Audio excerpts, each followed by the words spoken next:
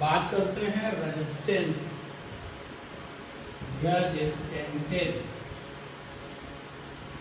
कैपेसिटेंसेस circuit में। बहुत सारे रेजिस्टेंसेस होंगे सर्किट में, बहुत सारे कैपेसिटर्स होंगे, और हमसे जो वो पूछेंगे वो हम निकालेंगे। सॉल्व कैसे करते हैं?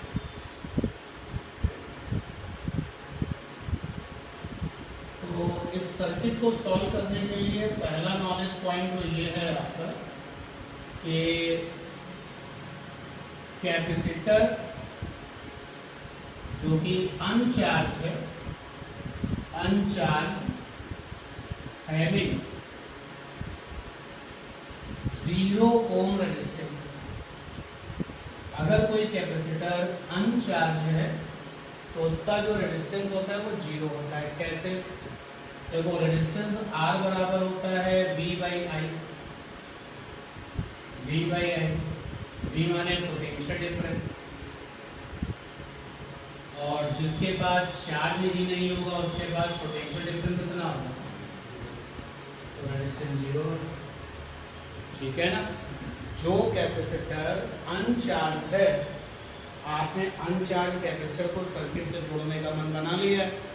बिल्कुल स्टार्ट में जस्ट जैसे ही सर्किट से जोड़ा है करंट तो चलेगी, लेकिन जो कैपेसिटर अनचार्ज है उस पर्टिकुलर मोमेंट पर उसके पास पोटेंशियल कितना है? 0। तो रेजिस्टेंस कितना होगा? 0। धीरे धीरे उसके पास पोटेंशियल आएगा तो रेजिस्टेंस भी क्या होगा? आएगा। और जो कैपेसिटर फुल्ली चार्ज होता है, capacitor fully charge having infinite ohm resistance,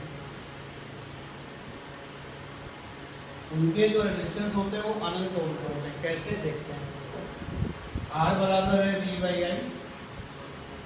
V means potential difference, R बराबर V upon I. Fully charge capacitor current लेता ही नहीं। भाई आप देखो ना प्रैक्टिकली, जब आपके सेल फोन की बैटरी फुल चार्ज हो जाती है और आप स्विच ऑफ नहीं करते हो तो क्या रात भर वो करंट लेती रहती है ना? जैसे ही फुल चार्ज हुआ कर लेना क्या कर दिया? बंद हो गया। फुल्ली चार्ज जो भी डिवाइसेस हो जाएगी वो ऑटोमेटिकली सर्किट से करंट लेना क्या कर देती है? बंद कर देती है। तो फुल्ली चार्ज कैपेसिटर सर्किट पे लगा हुआ है, तो फुल्ली चार्ज कैपेसिटर के पास पोटेंशियल डिफरेंस तो होगा ही होगा, क्योंकि चार्ज है उसके पास तो पोटेंशियल डिफरेंस तो होगा ही होगा। लेकिन क्या वो सर्किट से करंट पिक कर रहा होगा? नहीं, तो 0 हो गया। और समथिंग बाय 0 कितना हो गया? ठीक। अब रेजिस्टेंस कैपेसिटेंस सर्किट जब हमें सॉल्व करना होगा तो कभी कभी क्वेश्चन में मेंशन करता है कि टाइम 0 पर इसको करो। जैसे कभी कभी क्वेश्चन में आएगा कि resistance capacitance circuit solve it at time 0। तो इसका मतलब ये है कि रेजिस्टेंस कैपेसिटेंस सर्किट अगर देते हैं और हमसे कहते हैं कि सॉल्व इट एट टाइम 0, इसका मतलब ये है कि all capacitors having 0 ohm resistance. Practically connectivity बनाओ ना, टाइम 0 है, यानी सर्किट अभी अभी बस चालू किया है। जो कैपेसिटर्स हैं वो कैसे होंगे? खाली पड़े होंगे, और जो कैपेसिटर्स खाली होंगे वो कितनी ओम के होंगे? 0 ओम के होंगे। तो टाइम 0 पर अगर कहता है कि सॉल्व करो, तो सारे के सारे जो कैपेसिटर्स हैं वो कितने ओम के? 0 ओम के। अगर वो ये नहीं कहता, टाइम वाली बात नहीं कहता, अगर टाइम 0 नॉट गिवन,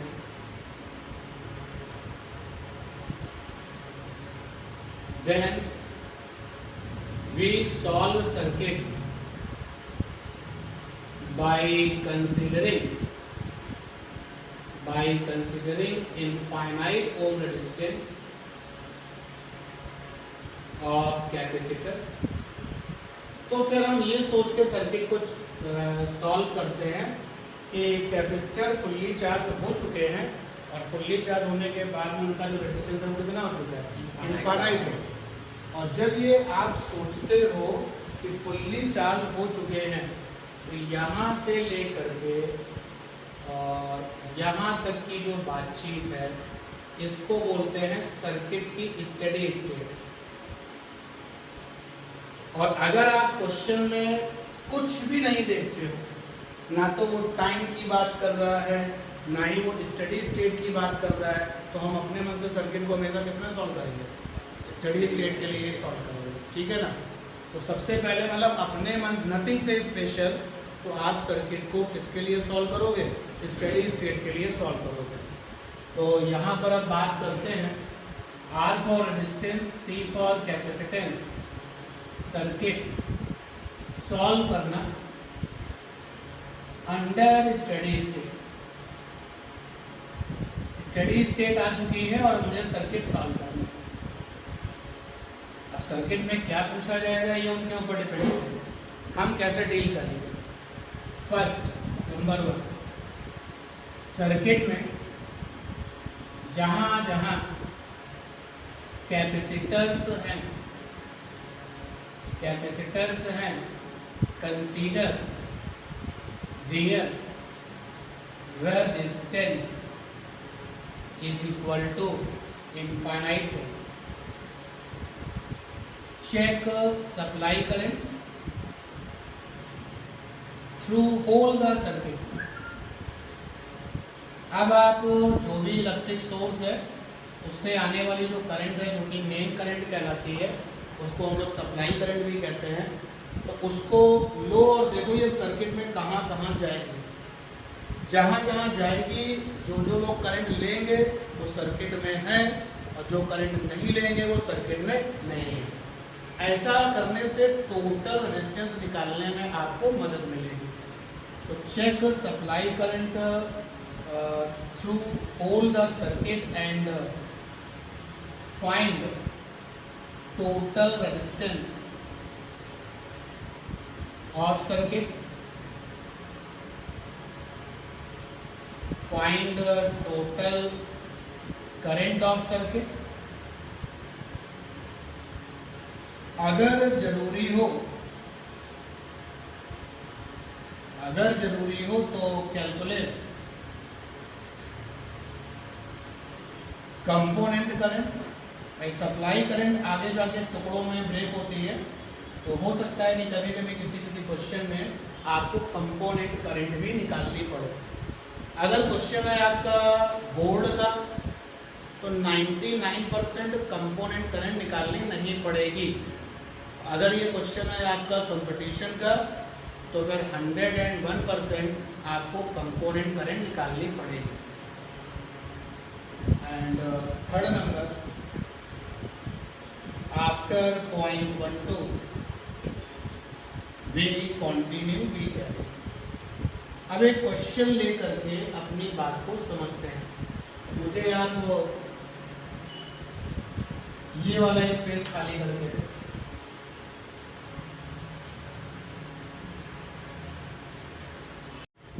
तो रेजिस्टेंस कैपेसिटेंस सर्किट के लिए पहला पॉइंट, दूसरा पॉइंट, तीसरा point. After point 12 we carry on.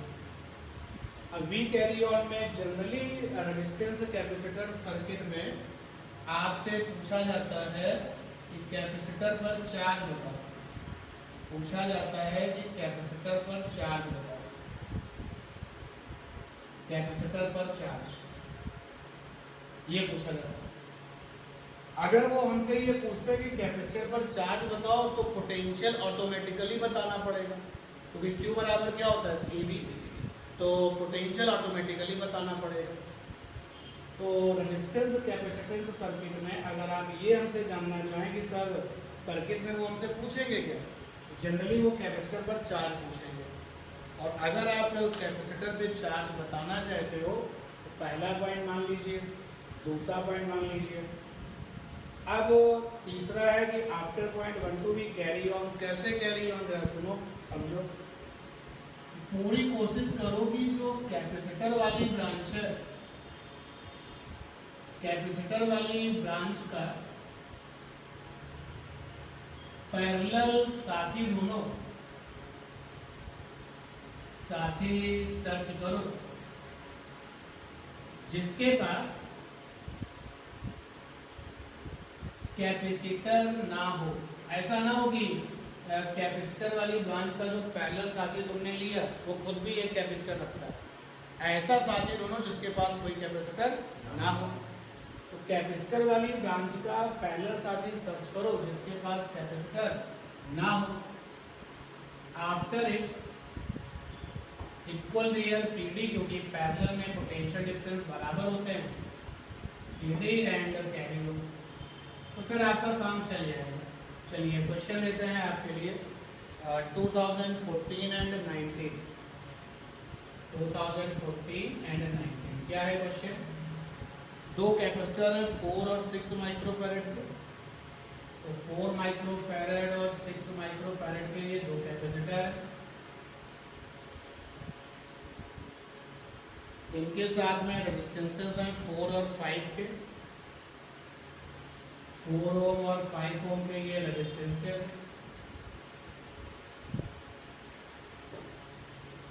इस पूरे के पूरे सिस्टम को 20 वोल्ट की बैटरी और 1 ओम के इंटरनल से जोड़ दिया गया है। 20 वोल्ट की बैटरी और 1 ओम का इंटरनल क्वेश्चन में ये जोड़ दिया। पूछा है कि accumulated charge on both the capacitors, तो चार्ज ऑन बोथ कैपेसिटर्स पूछा गया है।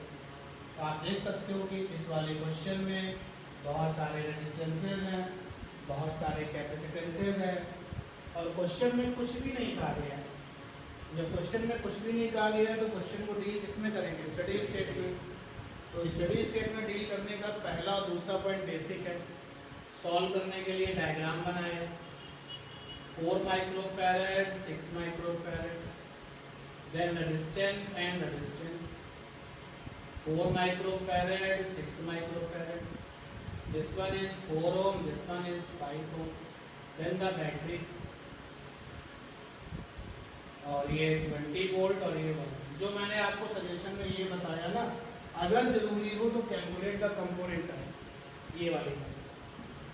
अगर आपको कंपोनेंट करंट नहीं निकालनी पड़े समझ लो काफी क्वेश्चन हल्का है, सरल है, आसान है।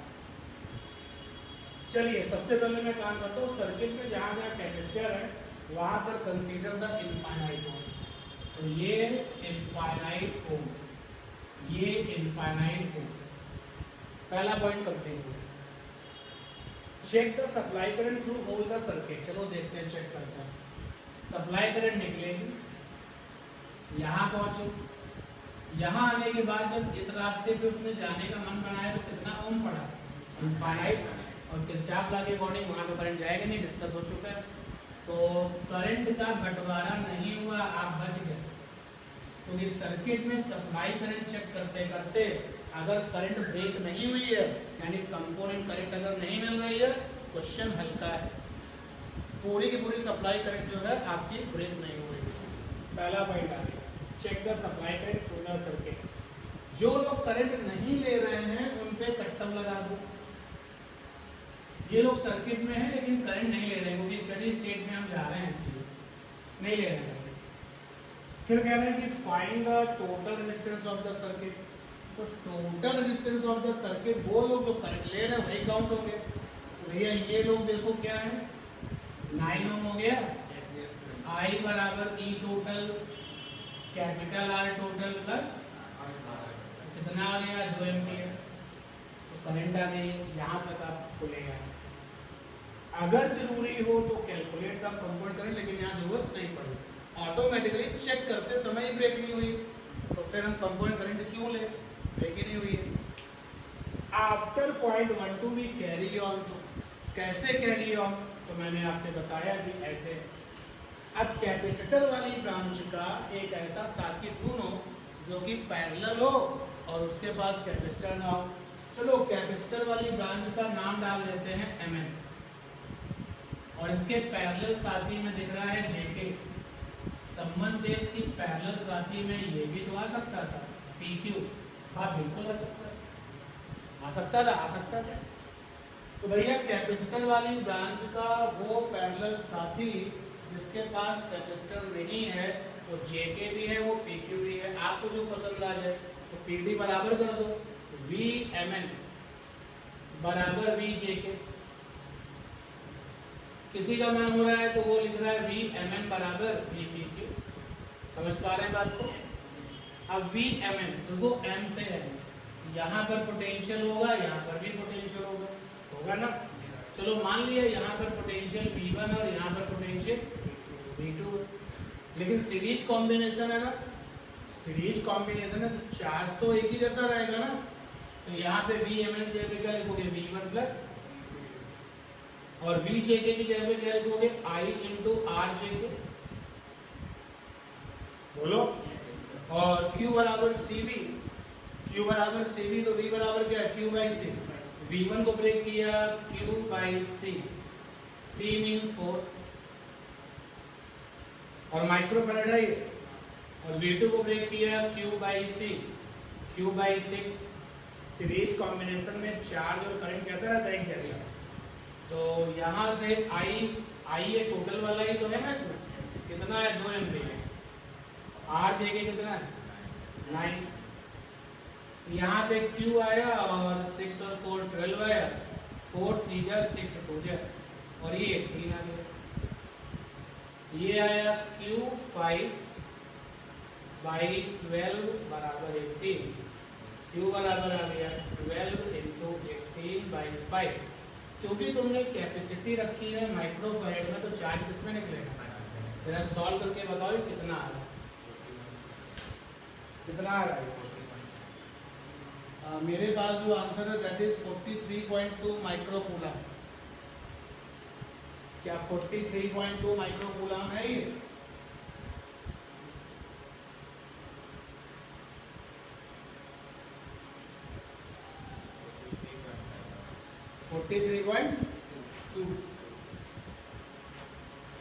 मेरे पास जो आंसर है वो 43.2। आप लोगों का क्या है? आ गया, चार्ज आ गया। ठीक है, अब सुनो, चार्ज आ चुका है। अगर मुझसे ये पोटेंशियल पूछे तो फिर से फंडा लगा देंगे, Q बराबर CV, तो V1 बराबर Q बाई C1 और V2 बराबर आ गया चार्ज। बोलो भाई। अच्छा, अगर कोई इसको लेके चलता है, मन है इस रास्ते जा जाकर VMN बराबर VP, देखो क्या होगा, VMN बराबर VP, तो VMN बराबर VPQ, VMN तो हो गया V1 प्लस V2, और VPQ क्या होगा E माइनस IR, सेल का किनारा है, और सेल के किनारों पर PD क्या होता है E minus IR। Be careful, E minus IR, V1 माने Q by C1, Q by C2, E means 20, I means 2, R means 1। देखो वही चीज फिर से आने वाली है, आंसर सेम है। नोट कर लीजिए, प्रोसेसिंग भी नोट करिए, एग्जाम्पल भी नोट करिए। क्वेश्चन में आपको डायग्राम दिया गया है, ये कैपेसिटर है, रेजिस्टेंस R2 है, R1 है, बैटरी है, साथ में उसके R3 है। Magnitude of saturation charge over the capacitor. Saturation का मतलब है स्टेडी स्टेट। तो सबसे पहले स्टेडी स्टेट की सिचुएशंस को फील कराते हैं। इनफाइनाइट ओम सप्लाई करंट चेक करते हैं, यहाँ करंट नहीं जा पाएगा क्योंकि इसका अपना इनफाइनाइट है, इसका अपना R2 है, तो मिल करके क्या बनेगा इनफाइनाइट ही बनेगा। ये इनफाइनाइट ओम और ये R2 ओम सीरीज में है, तो क्या बनेगा इनफाइनाइट। एक बार फिर से you are lucky because supply current का बंटवारा नहीं हुआ। Calculate the supply current E total, capital R total plus small r total. तो ई टोटल की वैल्यू है E, एक्सटर्नल में कौन है R1, इंटरनल में कौन है R3। आई आ गए। अब कैपेसिटर वाली ब्रांच के साथी ढूंढे जाते हैं, पैरेलल वाले साथी। जो कि कैपेसिटर ना रखते हो। जेके का पैरेलल साथी एमएन भी है, जेके का पैरेलल साथी एबी भी है, तो इजी है जेके का पैरेलल साथी एमएन। तो पोटेंशियल डिफरेंस इन जेके बराबर पोटेंशियल डिफरेंस इन एमएन। अब यहाँ कितना पोटेंशियल है कैपेसिटर पर, मान लिया V है, यहाँ कितना होगा 0, तो यहाँ कोई करंट तो है नहीं। एक कैपेसिटर पर जो पोटेंशियल है वो स्टोरिंग चार्ज की वजह से है, और रेजिस्टेंस पर पोटेंशियल IR से आता है, I तो यहाँ है नहीं, यानी कि JK पर पोटेंशियल है V + 0, MN पर पोटेंशियल कितना होगा I × RMN। V बराबर I की वैल्यू है E/R1 + R3, RMN कितना है R1, ये V आ गया। चार्ज कितना आ जाएगा Q बराबर CV, तो CE/R1 + R2। चेक कर लो भैया आंसर, यही है, आप चेक करके बता दो, यही है।